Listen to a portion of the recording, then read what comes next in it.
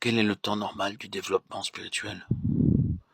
De longues années sont-elles nécessaires pour passer du stage initial de la nouvelle naissance jusqu'à cette phase de la maturité où l'esprit libéré, uni au Seigneur, exerce une parfaite domination sur l'âme et le corps? Nous ne pouvons rien préciser à ce sujet. Toutefois, la façon dont l'apôtre s'exprime dans sa lettre aux Corinthiens et ce qu'écrit l'auteur de l'Épître aux Hébreux implique le blâme à l'endroit de ceux qui se sont attardés dans la période du premier âge. Ils sont encore charnels, dit l'apôtre. Ils ont encore besoin de lait parce qu'ils sont restés faibles spirituellement parlant. Alors qu'ils devraient passer maîtres et pouvoir guider d'autres âmes. Ces lignes prouvent que la première période peut durer plus ou moins longtemps.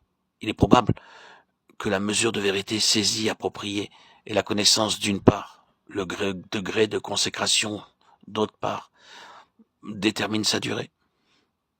Il ressort clairement du langage de l'apôtre que l'attitude du croyant a une grande répercussion sur ses progrès.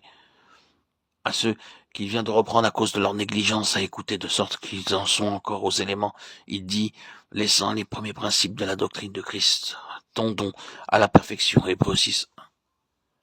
Parole presque identique à celle qu'emploie l'apôtre dans sa lettre aux Philippiens. Je cours vers le but. Il ne s'arrête pas, il ne considère pas qu'il a atteint la perfection, bien qu'il ait pu écrire « Nous tous donc qui sommes parfaits ou parfaitement développés, nous tous qui sommes parfaits ayons ce même sentiment et courons vers le but, le prix de la vocation céleste en Jésus-Christ. Dieu est lumière, il n'y a pas de ténèbres en lui. Celui qui aime demeure dans la lumière. Et c'est ici la vie d'ascension, la vie cachée avec Christ en Dieu, qu'enseigne l'apôtre. Le Seigneur l'avait aussi annoncé à ses disciples dans la chambre haute de Jérusalem lors des adieux, et quelques jours après. Il accordait ce qu'il avait annoncé par le baptême d'Esprit Saint, cet influx du Saint-Esprit en l'esprit des apôtres, les souleva hors de la vie psychique au-dessus d'eux-mêmes, et les unit en esprit au Seigneur glorifié.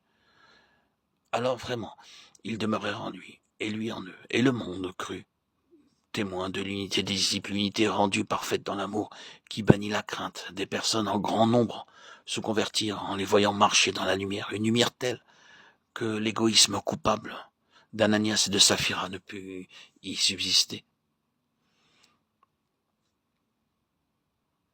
Il est donc d'une importance capitale que l'Église